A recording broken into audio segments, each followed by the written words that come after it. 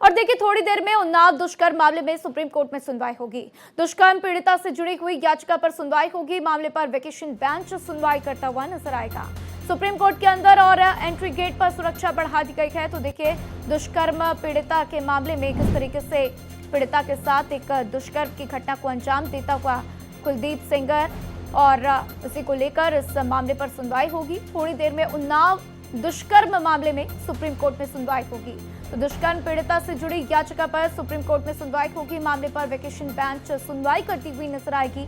Court के अंदर और एंट्री गेट पर सुरक्षा व्यवस्था बढ़ा दी गई है। तो देखना होगा कोर्ट की तरफ से क्या कुछ फैसले सुनाए जाते हैं, क्योंकि देखिए ये मामला दिल्ली तक पहुंच चुका है। दिल्ली में भी हमने देखा किस तरीके से पीड़िता के समर्थन में लोग प्रदर्शन करते हुए नजर आए, और इसी के साथ कुलदीप सेंगर के समर्थन में भी कुछ लोग प्रदर्शन करते हुए नजर आए हैं। हालांकि कोर्ट क्या कुछ टिप्पणी देगा ये देखना महत्वपूर्ण होगा। इस खबर पर ज्यादा जानकारी के लिए गोपाल कृष्ण हमारे साथ जुड़ चुके हैं। सीधा उनका रुख करते हैं। गोपाल, क्या कुछ जानकारी, कितनी देर में कोर्ट की हियरिंग शुरू होने वाली है, इसको लेकर अभी तक क्या कुछ जानकारी सामने आते हुए?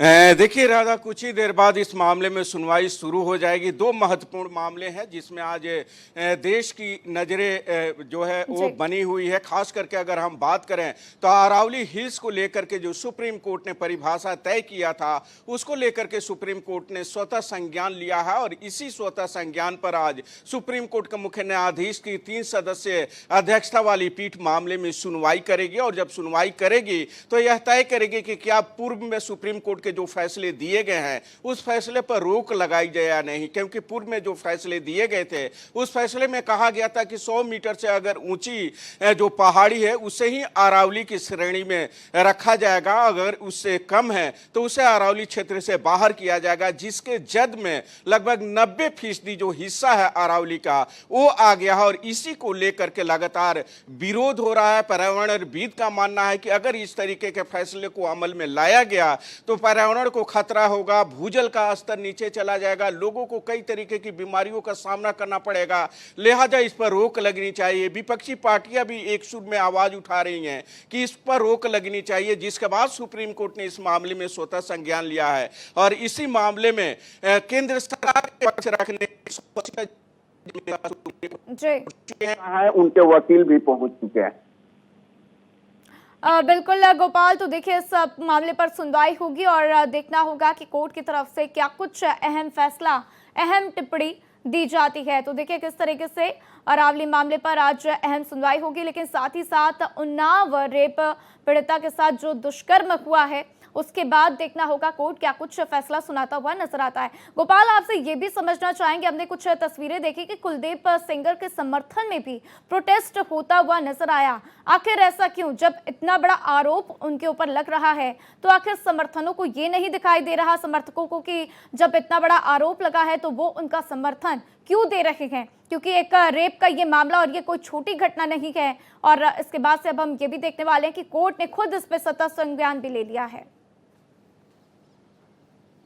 देखिए राधा, देश में हर तरीके के लोग हैं। अगर कोई घटना घटती है तो उसके खिलाफ भी लोग जो है आवाज उठाते हैं, और उसके समर्थन में भी लोग आवाज उठाते हैं। लेकिन जहां तक कुलदीप सेंगर की बात है तो हाँ, जंतर मंतर पे भी इस तरीके की घटना देखने को मिली कि किस तरीके से समर्थन में आवाजें उठी जब विरोध में इसके खिलाफ प्रदर्शन हो रहा था। और आज कुलदीप सेंगर को लेकर के सुप्रीम कोर्ट के बाहर भी प्रदर्शन देखने को मिला। वहीं पीड़िता सुप्रीम कोर्ट पहुंच चुकी है, कुलदीप सेंगर के वकील भी सुप्रीम कोर्ट पहुंच चुके हैं, और सुप्रीम कोर्ट को तय करना है कि दिल्ली हाई कोर्ट ने जो सशर्त जमानत दी है क्या वह जमानत सही है या गलत है। और साथ ही कोर्ट यह भी तय करेगा कि क्या इस स्टेज में आकर के सजा को निलंबित किया जा सकता है या नहीं। हालांकि दिल्ली हाई कोर्ट ने अपने फैसले में कहा था कि कुलदीप सेंगर को इस मामले में उम्र कैद की सजा सुनाई गई है, 7 साल 4 महीना वो जेल में रह चुका है, और जब तक इस मामले में याचिका लंबित है हाई कोर्ट में और हाई कोर्ट मामले में फैसला नहीं दे देता है तब तक सजा पर निलंबित रहेगी। हाई कोर्ट ने यह भी कहा था कि कुलदीप सिंह सेंगर पीड़िता के घर के 5 किलोमीटर के दायरे में नहीं आएगा, न ही पीड़ित परिवार के किसी भी सदस्य को धमकी देगा, और न ही किसी भी तरीके से जमानत की शर्तों का उल्लंघन करेगा। जिस दिन वो जमानत की शर्तों का उल्लंघन किया उसके बाद उसकी जमानत स्वतः रद्द हो जाएगी और पुनः उसे जेल जाना पड़ेगा। लेकिन राधा जी कुलदीप सेंगर को भले ही हाई कोर्ट से राहत फिलहाल आने वाला नहीं है, क्योंकि हत्या के मामले में जो 10 साल की सजा सुनाई गई है, उस मामले में उसे जमानत नहीं मिली है। बिल्कुल और देखना होगा गोपाल की कोर्ट की तरफ से अब इसके ऊपर क्या कुछ फैसले दिए जाते हैं। लेकिन गोपाल, आपसे ये भी समझना चाहेंगे कि पीड़िता के परिवार वालों की तरफ से क्या कुछ बयान दिए गए, उनकी तरफ से क्या कहना है, क्योंकि उन्होंने जांच टीम के ऊपर भी सवाल उठाया है, सीबीआई के ऊपर भी सवाल उठाया है। तो अब कोर्ट कुछ ही देर में फैसला सुनाएगा, इसके पहले उनकी क्या कुछ प्रतिक्रिया? पीड़ित और पीड़ित की मां आई सुप्रीम कोर्ट में। पीड़ित की मां ने कहा कि हमें हाई कोर्ट से नहीं, अब सुप्रीम कोर्ट से भरोसा है। उसने इससे पहले भी कहा था कि अगर सुप्रीम कोर्ट से भी वो राहत नहीं मिली तो वो देश छोड़ करके चली जाएगी। लेकिन उससे पहले सीबीआई दफ्तर जा करके उसने अपनी एक मौत दर्ज कराई और कहा कि तरीके से और इस मामले में साजिश रची गई है, जिसका नतीजा कुलदीप सिंह सेंगर को जमानत के तौर पर देखने को मिला है और उसकी सजा को निलंबित किया गया है। साथ ही उसने कई और गंभीर आरोप लगाए थे, जिसके बाद सीबीआई सुप्रीम कोर्ट में एसएलपी दायर की और उससे पहले अंजलि पटेल और अन्य ने सुप्रीम कोर्ट में याचिका दायर कर जमानत रद्द करने की तुरंत गुहार लगाई थी। उन सभी याचिकाओं पर सुप्रीम कोर्ट कुछ ही देर में सुनवाई करने वाला।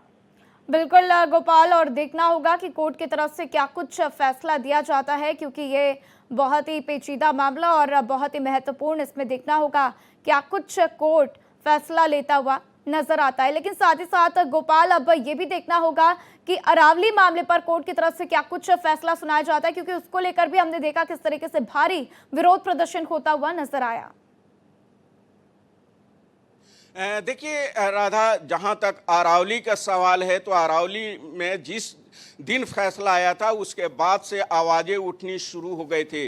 राजस्थान में हो, हरियाणा में हो, या फिर दिल्ली हो, या फिर गुजरात हो, इन सभी जगहों पर जो है आवाज उठनी शुरू हो गई थी और यह कहा जा रहा था कि यह फैसला बिल्कुल सही नहीं है, इस फैसले को वापस लिया जाना चाहिए। और जो वैज्ञानिक रिपोर्ट आई थी उस रिपोर्ट के आधार पर हालांकि कोर्ट ने यह फैसला सुनाया था, लेकिन जो एक्सपर्ट हैं उनका मानना कि अगर यह फैसला लागू हो गया तो सीधे तौर पर पर्यावरण पर जो है इसका असर देखने को मिलेगा और अरावली का जो पूरा एरिया का जो हिस्सा है वो 90% हिस्सा जो है इसके जद में आ जाएगा।